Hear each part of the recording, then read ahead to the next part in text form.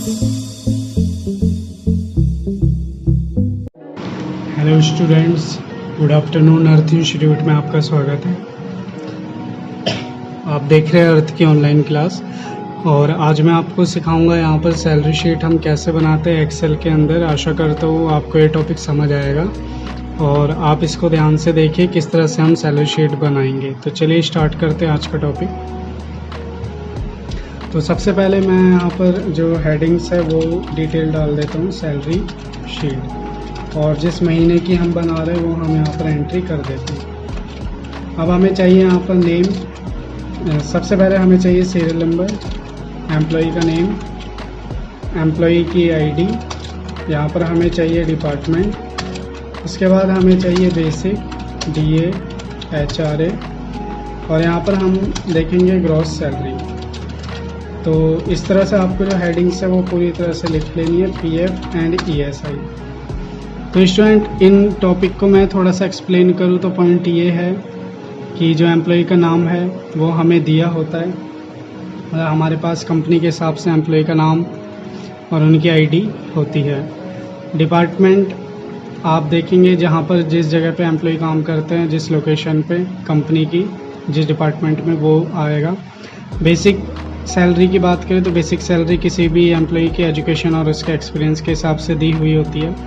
DA जो होता है, डीए का मतलब डियरनेस अलाउंस, ये वो अमाउंट होता है जो एम्प्लॉई को सैलरी के अलावा दिया जाता है। जैसे जैसे मार्केट में इन्फ्लेशन बढ़ता है तो डीए भी एम्प्लॉई का बढ़ता है। एचआरए जो है, एचआरए हाउस रेंट अलाउंस, ये इसलिए दिया जाता है ताकि एम्प्लॉई जो है किराए के घर में रह सके, उसका किराया वगैरह पे कर सके। तो डीए और एचआरए के लिए हम गवर्नमेंट रूल या कंपनी के रूल्स को फॉलो करते हैं। ग्रॉस सैलरी की बात करें तो ग्रॉस सैलरी इन सब को टोटल करने से आती है। बीच में अगर कोई आप अलाउंस डालना चाहते हैं तो मैं यहाँ पर एक अलाउंस का कॉलम भी और इंसर्ट कर देता हूँ। तो allowance for example child education allowance यहाँ पर हम डाल सकते हैं, या हेल्पर अलाउंस डाल सकते हैं। तो अलाउंस बहुत सारे तरीके के होते हैं। अलाउंस जैसे हेल्पर अलाउंस हो गया, आपका चाइल्ड एजुकेशन अलाउंस हो गया, हॉस्टल अलाउंस हो गया, ट्रैवल एरिया अलाउंस हो गया। तो ये सब अलग अलग तरह के अलाउंस होते हैं जो कंपनी में अलग अलग पोस्ट पे दिए जाते हैं। पीएफ की बात करें तो प्रोविडेंट फंड इसको बोलते हैं। पूरा इसका जो नाम है प्रोविडेंट फंड। प्रोविडेंट फंड एक तरह की डिडक्शन है जो एम्प्लॉय को उसके फ्यूचर बेनिफिट्स के लिए दी जाती है। मतलब सैलरी में से पीएफ का पैसा डिडक्ट किया जाता है कुछ परसेंटेज, ताकि फ्यूचर में एम्प्लॉय को वो अमाउंट मिल सके वापस।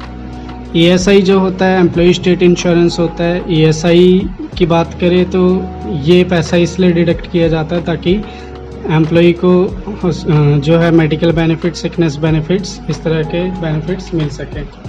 देन यहाँ पर है नेट सैलरी। तो नेट सैलरी की बात करें, नेट सैलरी आपका जो कैलकुलेट होता है वो होता है gross minus PF minus ESI. तो चलिए स्टूडेंट इसको बनाना शुरू करते हैं। तो यहाँ पर हम जो है सीरियल नंबर डाल देते हैं। तो मैंने यहाँ पर जो है सीरियल नंबर मेंशन कर दिए हैं। देन हम यहाँ पर ले लेते हैं अब एम्प्लॉइज़ के नेम।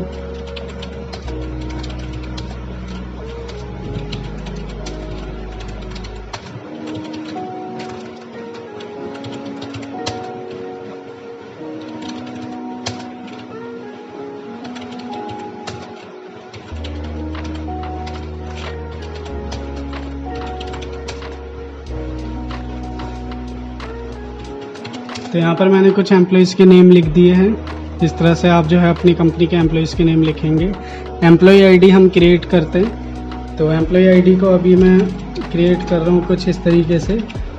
आप जो एक्चुअल कंपनी की एम्प्लॉय आईडी है एम्प्लॉय की, वो आप यहाँ पर लिखेंगे। डिपार्टमेंट की बात करें तो डिपार्टमेंट हम यहाँ पर डाल देते हैं। साथ ही हम यहाँ पर एक पोस्ट का कॉलम भी बना लेते हैं। तो जो भी पोस्ट होगी एम्प्लॉय की वो हम यहाँ पर ले सकते हैं। तो डिपार्टमेंट यहाँ पर डाल देते हैं।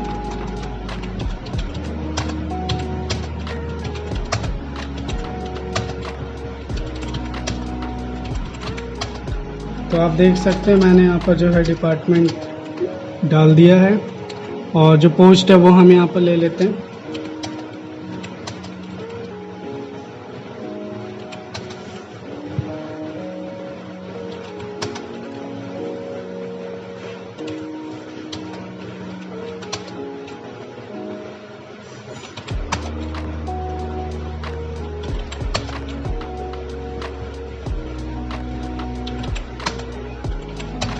तो यहाँ पर मैंने जो है पोस्ट लिख दी है, तो जो भी एम्प्लॉय की पोस्ट है वो आप लिख सकते हैं। तो स्टूडेंट इन सबको हम फॉर्मेट से थोड़ा सा सही कर लेते हैं। फॉर्मेट टैब पे जाना है, ऑटो फिट कॉलम विथ का यूज़ करना है। साथ ही हम यहाँ पर जो है यहाँ पर लगाएंगे बॉर्डर्स।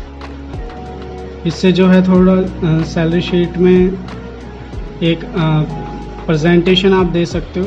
यहाँ सेलेक्ट करो, डेटा मैंने सेलेक्ट कर लिया है। यहाँ पर जो है मैं हेडिंग को शो करना चाहता हूँ, तो हेडिंग को शो करने के लिए मैं येलो कलर का यूज़ कर लेता हूँ। और ये सैलरी शीट है, इजीली पता चले, तो उसके लिए मैंने इस तरह से इसको भी चेंज कर दिया। तो आप देख सकते हैं कुछ प्रेजेंटेशन हमने यहाँ पर बना ली है।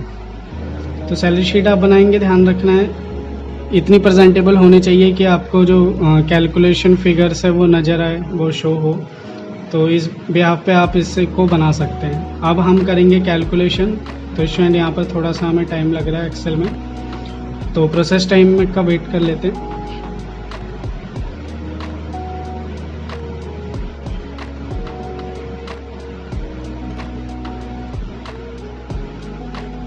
तो यहाँ पर थोड़ा सा टाइम लग रहा है। ये देखिए यहाँ पर अब जो है हमारी सेटिंग्स हो गई है। और अब हम अगर कुछ और चेंजेस करना चाहते हैं तो हम इन सबको सेंटर पे कर देते हैं, या इन सबको हम लेफ्ट में कर सकते हैं। तो मैं इसको सेंटर पे कर देता हूँ एंड मिड में। तो बेसिक जैसे कि मैंने बताया गिवन होता है, तो यहाँ पर हम ले रहे हैं बेसिक।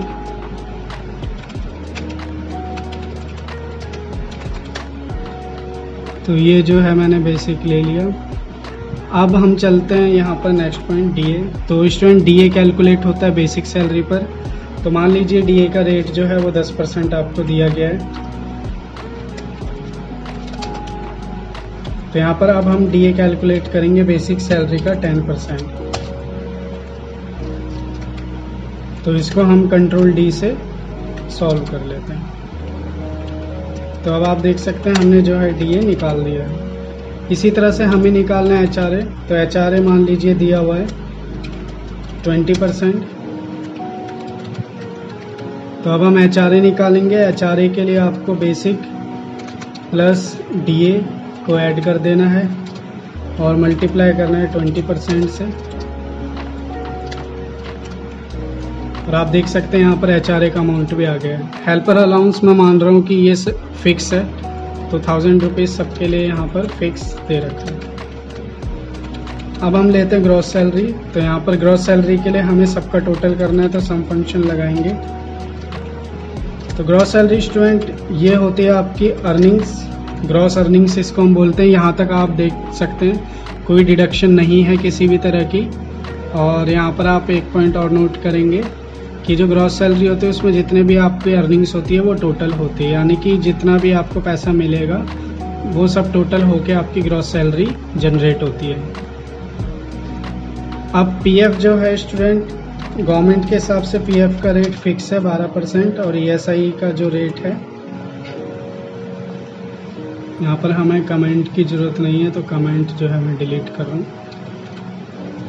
गवर्नमेंट का जो रेट है ईएसआई का वो है 4%। तो यहाँ पर हम जो है 4% ईएसआई और 12% पीएफ कैलकुलेट करेंगे। तो स्टूडेंट पीएफ कैलकुलेट होता है बेसिक सैलरी पर। तो बेसिक सैलरी का 12% हमें यहाँ पर डिडक्ट करना है, तो 12% मैं ले रहा हूँ। ईएसआई को आप कैलकुलेट करेंगे ग्रॉस सैलरी पर, यानी कि ईएसआई कैलकुलेट होता है ग्रॉस सैलरी पर। और इस तरह से आप देख सकते हैं ये दोनों भी हमने निकाल लिए हैं। अब हमारा आंसर आ गया है। तो स्टूडेंट अब हम निकालेंगे नेट सैलरी। नेट सैलरी बहुत ही आसान है। आपकी जो ग्रॉस सैलरी है उसको आप माइनस कीजिए उसमें से पीएफ और ईएसआई। तो अब आप देख सकते हैं यहाँ पर पीएफ और ईएसआई हमने निकाला और वो माइनस करके हमने नेट सैलरी यहाँ पर कैलकुलेट कर लिया। तो यहाँ से लेके यहाँ तक हमारी जो है सैलरी शीट के जो एक्चुअल न्यूमेरिकल कंटेंट है वो हमने बना लिए हैं। इसको आप डेसिमल को डिक्रीज करेंगे तो यहाँ पर जो है एग्जैक्ट फिगर्स आ जाएगी। डेसिमल में आप दिखाना चाहते हैं तो ये आपकी चॉइस है, अगर नहीं दिखाना चाहते तो कोई दिक्कत नहीं है। तो इस तरह से आप जो है नेट सैलरी निकाल सकते हैं, सैलरी शीट आप बना सकते हैं। ध्यान आपको कैलकुलेशन का रखना है कि आप कौन से अमाउंट को किस तरह से कैलकुलेट करेंगे, कौन सी वैल्यू हमें गिवन होती है, कौन सी वैल्यू गिवन नहीं होती है। इस चीज़ का आपको खास तौर से ध्यान रखना है। आशा करता हूँ आपको सैलरी शीट समझ आई है।